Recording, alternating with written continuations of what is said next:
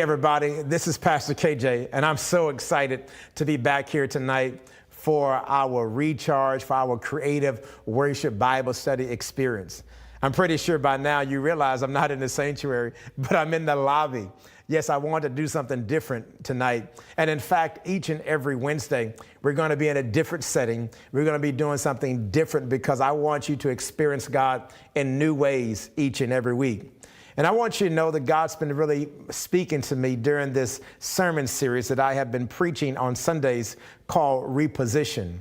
Yes, God is moving in a mighty way. God is moving us into new realms of glory. But we will only get there when we decide to reposition. That's why I invite you to come out here for Praise in the Park at 11 a.m. right here at the church if the sun is out and the weather is okay. Is because it gives us an opportunity to not only worship together, but it gives us an opportunity to experience God together. And so tonight I want to go ahead and turn to this scripture found here in 1 Samuel chapter 15, because I want to deal with tonight this subject of what's holding you back. Yes, as I talk about repositioning, I realize that there are some of us that we will never experience God's blessings, that we will never move into our destiny, that we will never be able to see all that God has for us, all because we're not ready to reposition. So let's look now at this word found in 1 Samuel chapter 15, beginning there at verse 24. And the word of God says here, matter of fact, I want to jump to verse 23. For the rebellion is like the sin of divination, and arrogance like the evil of idolatry. Because you have rejected the word of the Lord. This is Samuel speaking to Saul. He has rejected you as king. And then I want you to hear these words of Saul as he speaks to Samuel. He's really trying to beg him and ask him, come on, give me a second chance. And Saul says to Samuel, he says, I have sinned. I have violated the Lord's command and your instructions. And then Saul says this, and I want you to underscore this. Matter of fact, I want you to put it right there in the chat. And he says, I was afraid of the men, and so I gave in to them. Let me read that again. I was afraid of the men, so I gave in to them. And then Saul says, now I beg you, forgive my sin and come back with me so that I may worship the Lord. I want to talk tonight from the subject of what's holding you back. Can you put that in the chat? What's holding you back? Matter of fact, as I get ready to preach, I want you to go ahead and share if you feel comfortable in the chat. What's holding you back? Is it fear? Is it the fact that you don't have confidence? What's holding you back?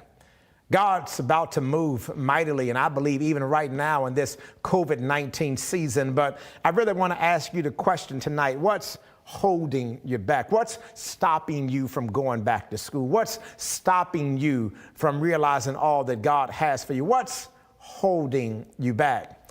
Yes, beloved, as I think about this and as I think about our lives, there are so many of us, we're at the brink of a blessing.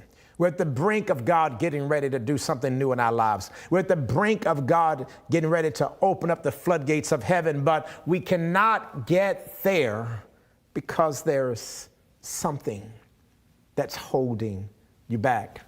It's my prayer tonight as we begin this word and as we study this word together, that God will prick your heart.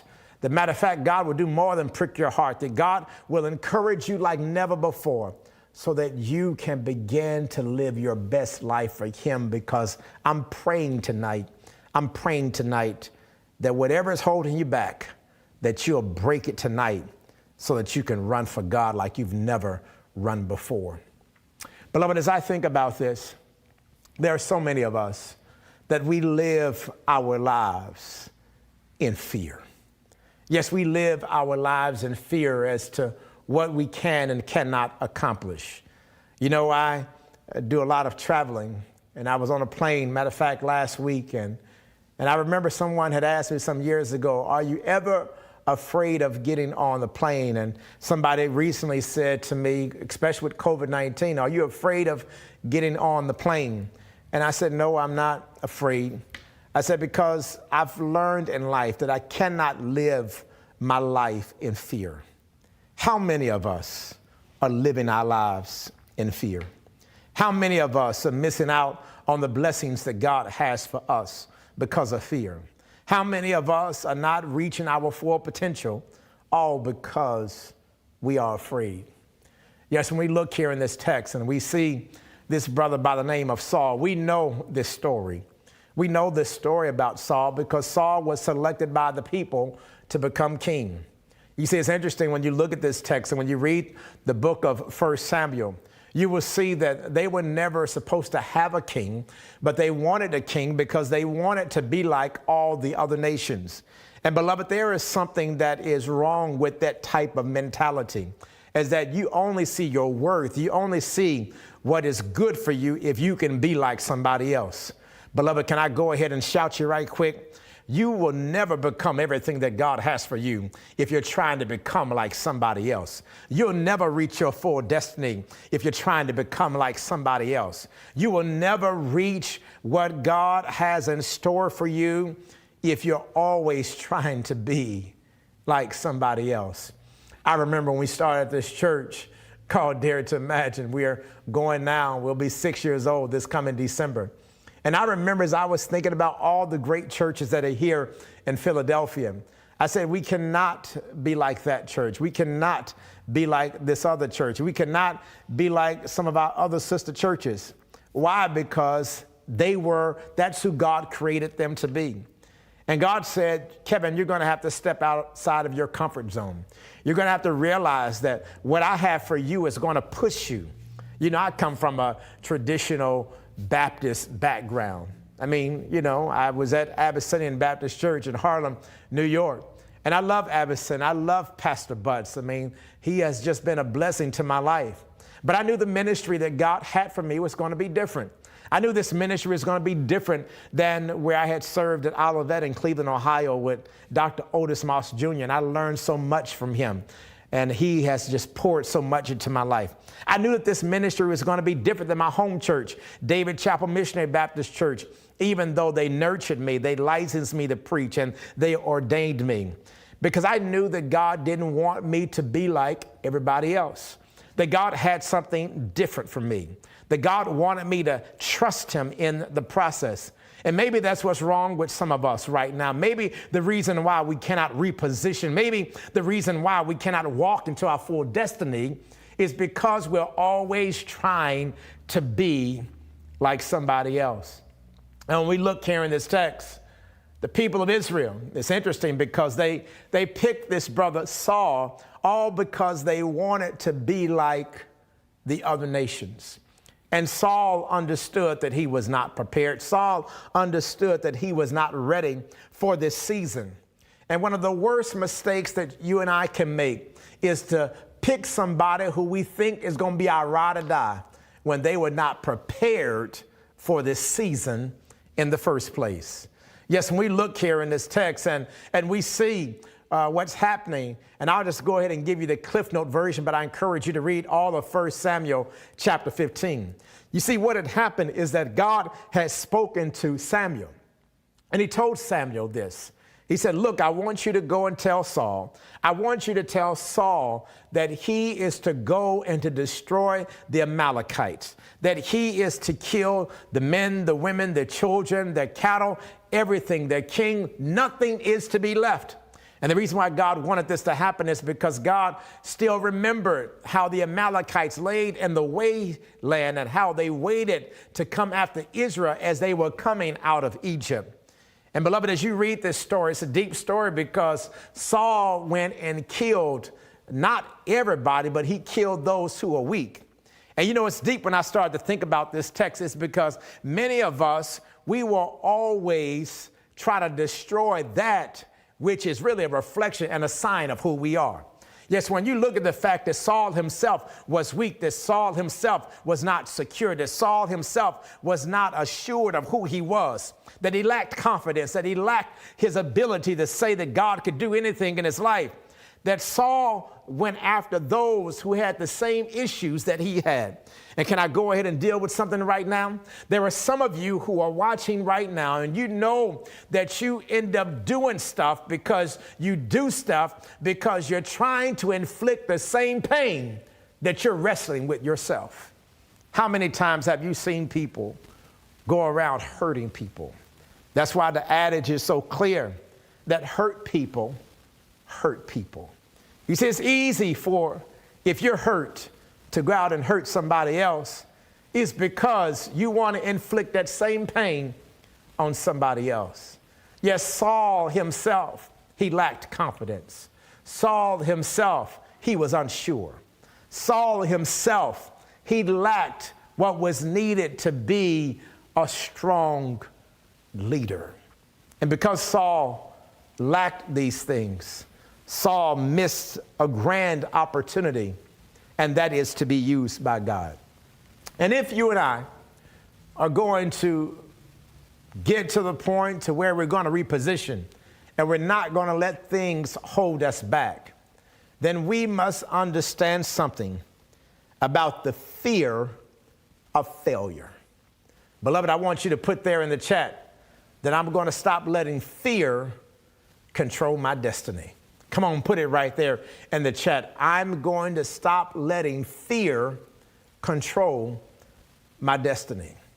Yes, Saul, he was afraid of failing. This scripture here is less about the fact of killing than it is about following what God tells you to do. Yes, Saul was concerned about his fear of failure. He was concerned about not living up to his full potential. You see, fear of failure holds you back because when you're afraid to fail, you're afraid to risk anything. Let me say it again. When you are afraid to fail, you are afraid to risk anything. And when you're afraid to risk anything, you miss out on opportunities.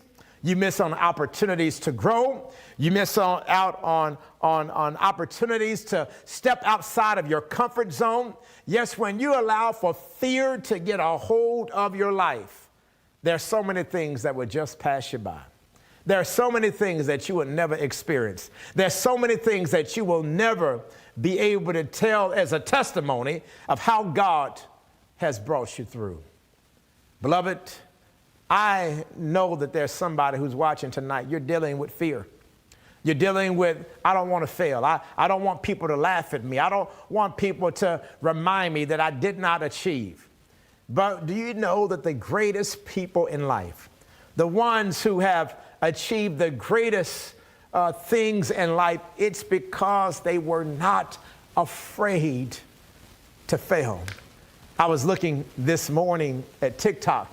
And as I was watching some TikTok, you know, there's so many crazy things that are on TikTok. It's just too funny. But there was this one that was very interesting. Yes, this one particular TikTok that I was watching was dealing with those who were successful business people. It was dealing with people like Steve Jobs and people who had done something extraordinary. And as I watched this one clip with Steve Jobs, he said something that beyond blessed me. He talked about how people would look at Apple products and how they would look at how great the products were because of the iPad, and they were excited about the Apple phone and how they were excited about the MacBook Pro and the iMac. He said, but what many people do not understand is that in the very beginning that Apple was failing, that Apple was having a challenge, all because there was a problem in how the product was designed. In other words, what Steve Jobs was really saying is that in order for them to get to their growth, in order for them to realize their full potential, that they had to redesign the product, which really meant that they had to reposition the product. And I want you to know that if there's somebody who's watching tonight, you are in the midst of a situation where now you need to reposition, and that you need to get your life and yourself together so that you can live your best life for God. What's holding you back? You see, another thing that I've discovered about what's holding us back is not just there's this fear of failure, but there is this second thing that is so important, that we lack confidence. Come on and say with me right now that I have the confidence. Come on and say with me right now that I'm not going to be deterred. Come on and say with me right now that I believe that there are better days ahead for me.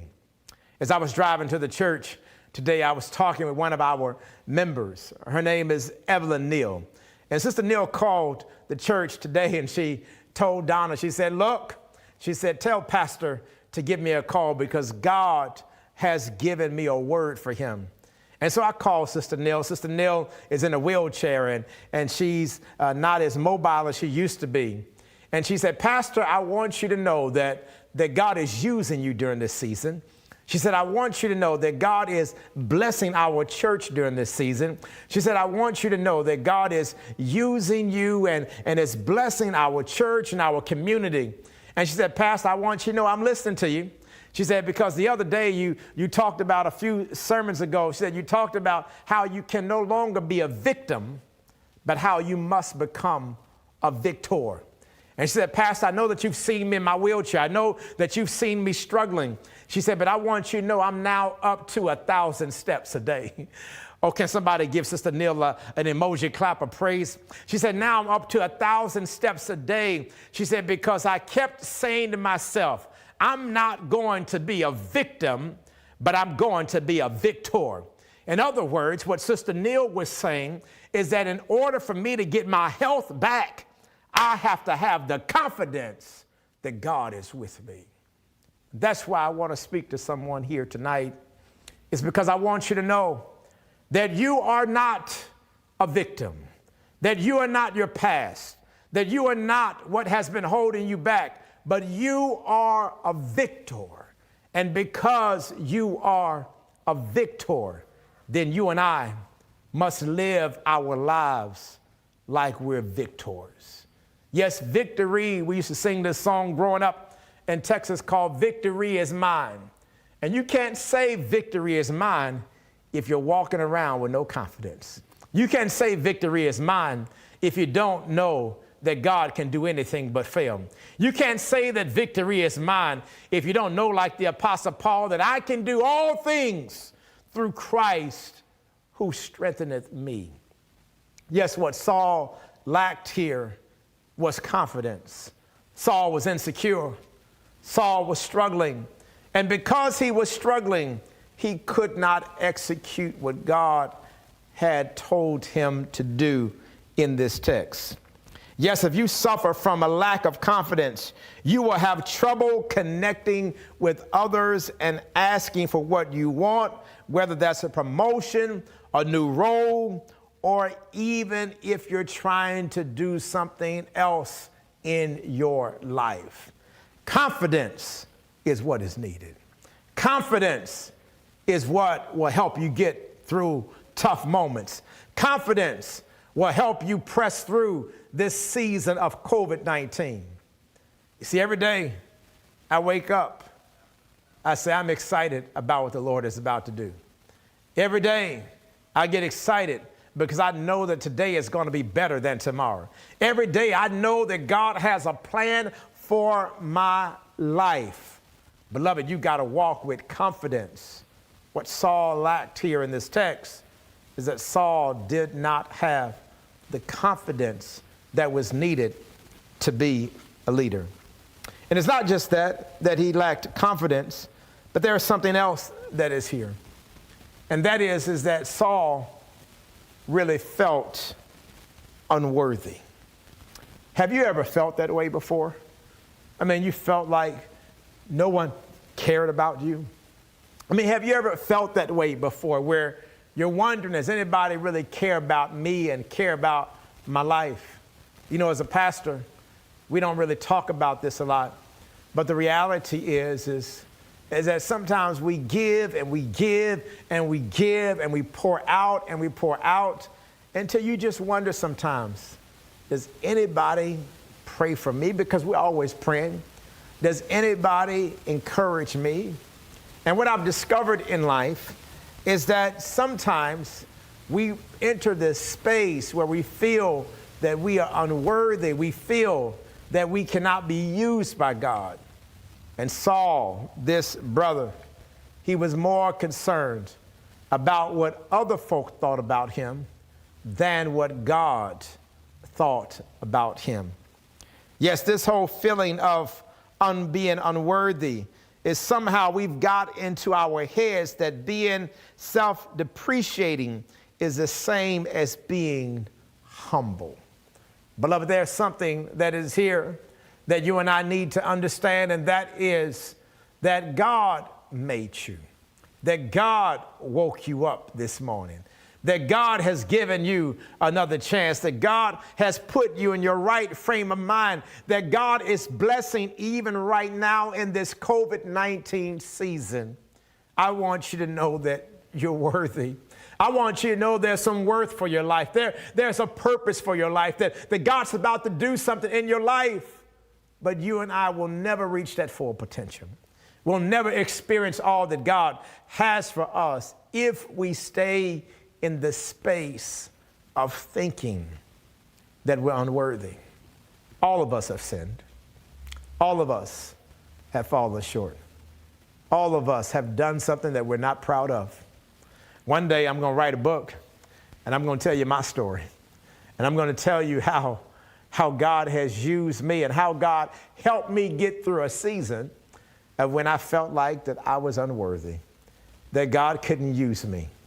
Yes, one scripture that has blessed my life and that has helped me is that scripture right there in Romans chapter 5, verse 8, in which Paul says that while we were yet sinners, that Christ died for us.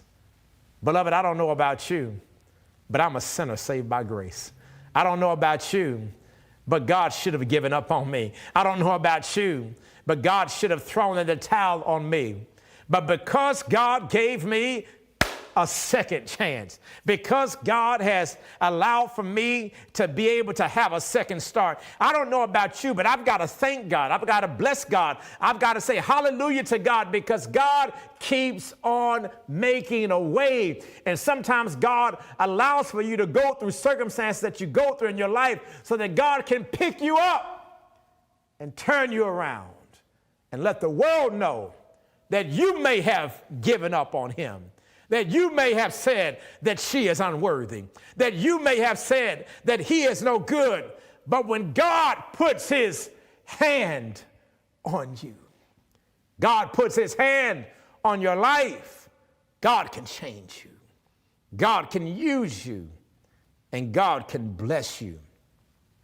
Saul was struggling because Saul didn't know if God could use him. Saul was struggling because he was more concerned about what everybody else thought about him. Yes, Saul was struggling. That's why David had to come onto the scene, is because when there was this big fight between Goliath and the children of Israel, Saul did not go out there. It was David, the young Rudy boy, the child, the teenager who had gone out there ready to fight Goliath. And it was all because Saul himself lacked the confidence. He was afraid of failing. And yes, he thought that he was unworthy. And there's this other thing that we've got to deal with tonight. It's not just the fear of failure, the lack of confidence, the feeling of being unworthy, but there is this fear that people will discover who you really are. Yes, there is what we call the fear of being found out. You know, Saul, he had the title of king, and people may have referred to him as king, but the reality is it's one thing to have the title. It's one thing to have the crown, but it's another thing to be able to operate in that authority. How many of us have have missed our opportunities. It's all because we have asked for something, but we're not prepared for it. What's holding you back? What's stopping you from reaching your full potential? What's holding you back and not allowing for you to become everything that God has for you? Yes, there is this fear of being found out. And what's at the root of being found out is that people will discover that you are an imposter, that you are not who you say that you are. And as I think about this, some of the people who are the most brilliant, who have been the most successful, are the ones who have simply said, I'm flawed. I've made mistakes. I'm not perfect. I'm still trying to work it out. And when you realize that you do not have to be perfect to be used by God, that becomes your greatest victory. When you realize that God is not looking for people who are perfect, that's when you begin to step into your destiny. That when you begin to understand that most of the people who are used in the Bible, they were individuals who were flawed. They had issues. They had challenges. They had circumstances that were beyond their control, and sometimes they were within their control, but they were flawed. I preached a sermon some years ago talking about the ravens. And I talked about the ravens because the ravens, as you know, they're scavengers. Those birds, they wait and they eat roadkill. They eat what has been killed by somebody else, and they kind of swoop in and they go for what's left. And ravens, what I've discovered when the Bible uses it in the Old Testament is that God changes the raven's nature. Because the ravens, instead of them going out to eat the roadkill for themselves, what they would do is they would take some back for the prophet. And beloved, I want you to know that no matter how horrible your life has been, no matter what mistakes you have made in your life, no matter what experiences that you have had, I want you to know that God can change your nature. Yes, there is this fear of failure, the lack of confidence, the feeling of unworthiness, the fear of being found out. But if you want your life and your career you've always dreamed of, you need to find a way to show not only your value, but also that you're not afraid to be vulnerable. Yes, one of the big things that I see with people is that sometimes it's like what Paul Lawrence Dunbar said, is that we wear the mask that hides in our face and hides other aspects of who we are. And one of the challenges that I've seen with people is that we just don't want to be vulnerable. We don't want people to see that we're human. You're human, you bleed, you cry, you experience pain, you go through tough moments in your life. And some of the best leaders are the ones who show the greatest emotion. That's why with Barack Obama, when we saw him there in South Carolina at that AME church, and he began to sing. Now, Barack can't sing. He's kind of like his pastor. He can't sing either. But he started singing Amazing Grace. And then everybody in the church, they said, let's go ahead and help him. Let's help the president because he's struggling up here. But they appreciated the fact that he was willing to be vulnerable, that he was willing to take a chance, that he was willing to step out on faith, that he was willing to say, look, I know I can't sing, but I need to sing because of this moment. And then, beloved, there's something else that is here that is about Saul, and that is that Saul was unable to take action. Now, when you look at this text, it's interesting because Saul shares with Samuel why he was unable to take action. You see, and here's the thing. You might think that you're abdicating or deferring your responsibility by refusing to make a decision or willing to step out on faith. But what you are really doing is that you're telling yourself that you do not want to move into your destiny, when you don't take action and you don't begin to move, what you're really doing is that you're saying that you're not ready for this season.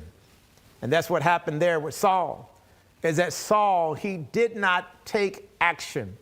Matter of fact, he took part action, but he didn't take full action. God told him to kill everybody. He said, kill the men, kill the women. He said, kill everything, destroy the cattle. He said, I want everything to be destroyed.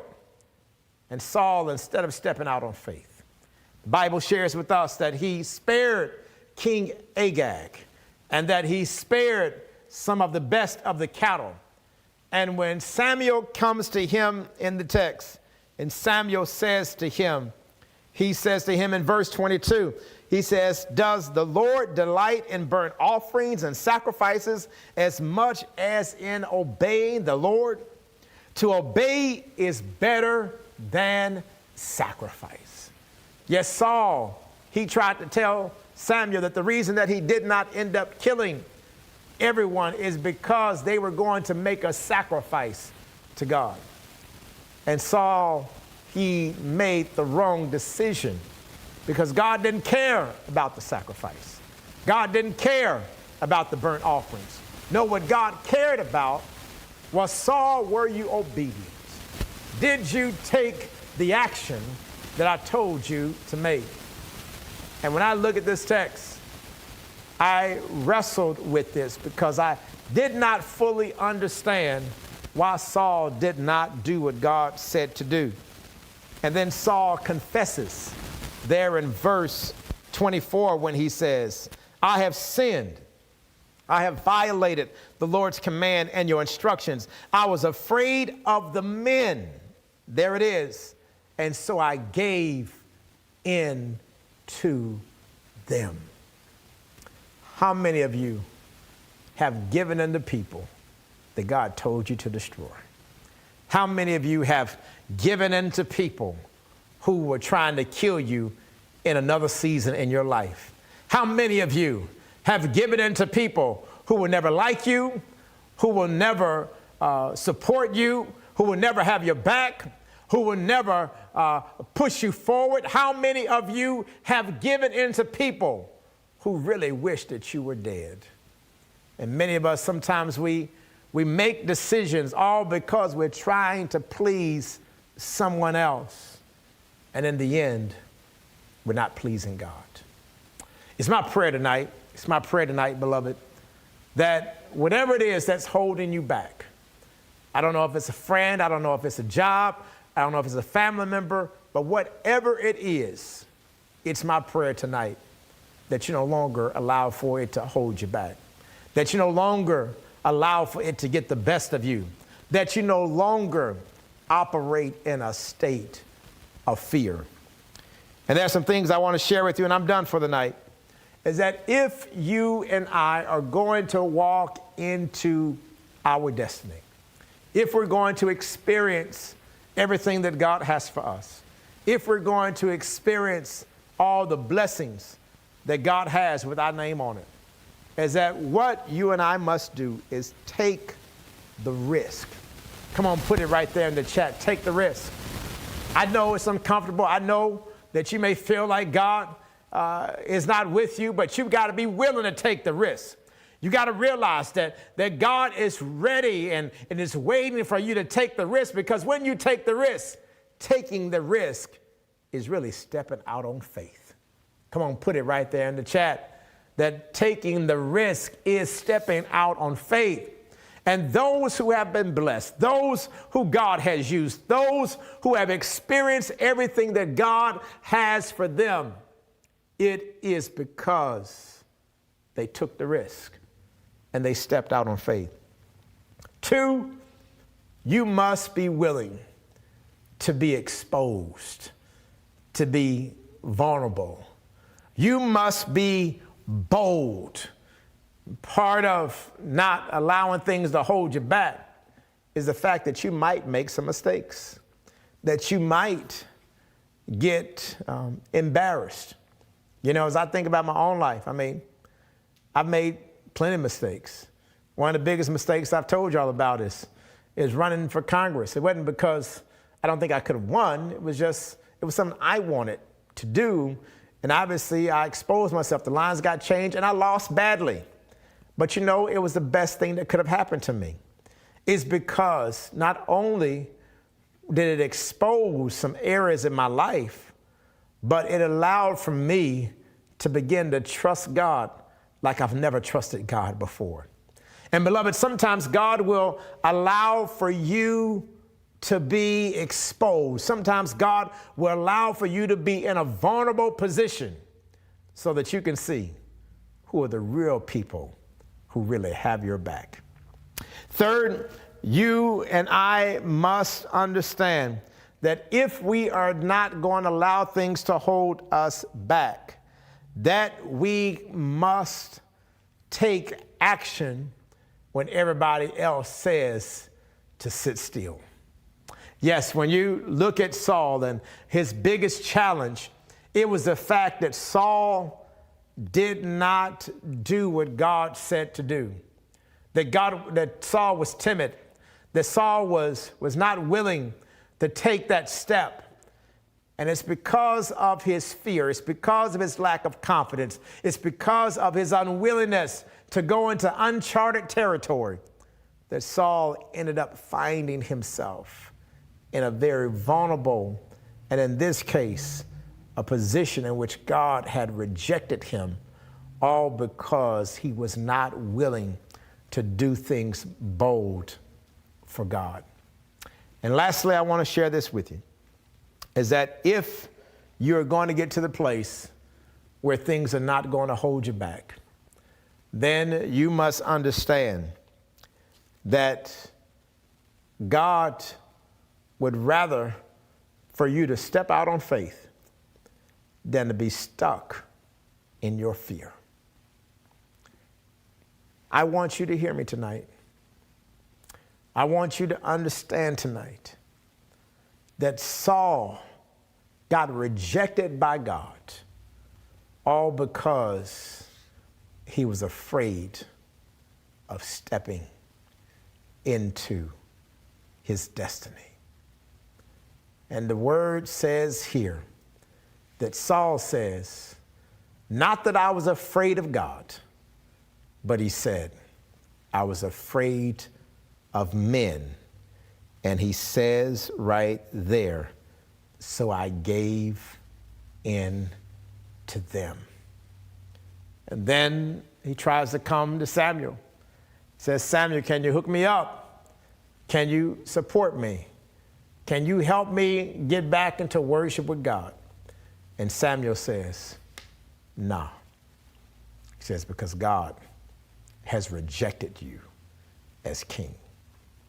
Beloved, I don't know if you've ever experienced the rejection of God.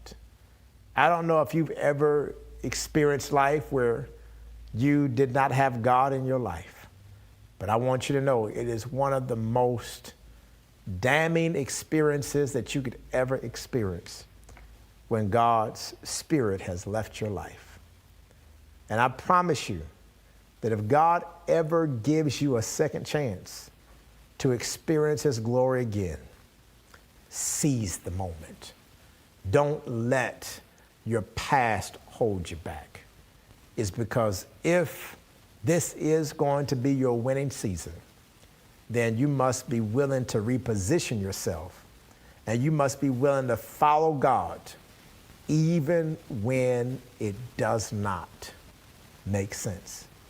Dr. Benjamin Elijah Mays, and I've shared this with you before, he would say, it is not failure, but it is low aim that's sin. Beloved, that's it for tonight. I love you. I thank God for you. I'm excited about being back with you on Wednesday nights. I want you to share this. I want you to let people know that we are back, that Pastor is back. And we're going to be talking about reposition and what you must do to reposition yourself throughout this month of September. God's going to be moving. If you don't have a church home, I invite you to be a part of this church called Dare to Imagine.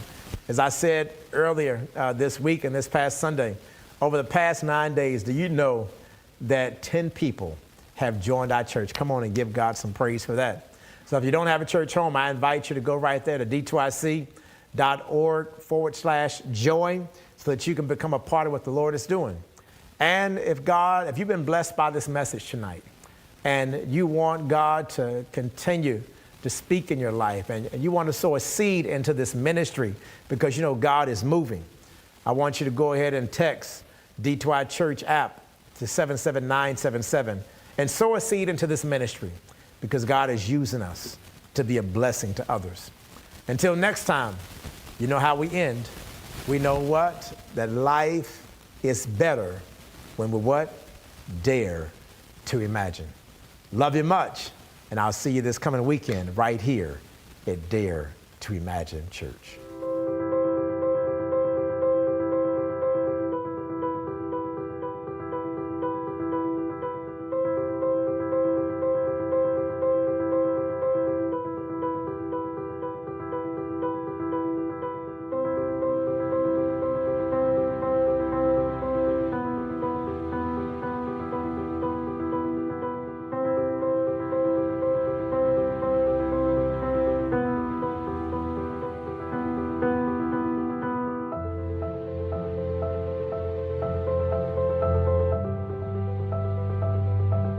We want to give you an early graduation gift and let you know that we're going to be making a $1,000 micro grant to you in Western Avenue.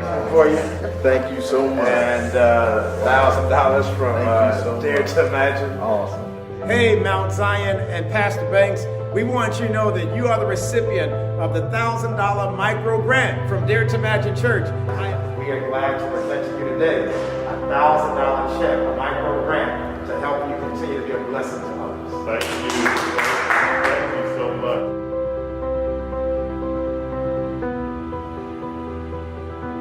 You are the recipient of our $1,000 technology grant. So congratulations. Thank you so much. Thank you so much. $2,000 to Greater Bible Way and to Bishop Peterson. I want to thank Pastor Johnson and Dare to Imagine for your generous gift. This will help us in our building project.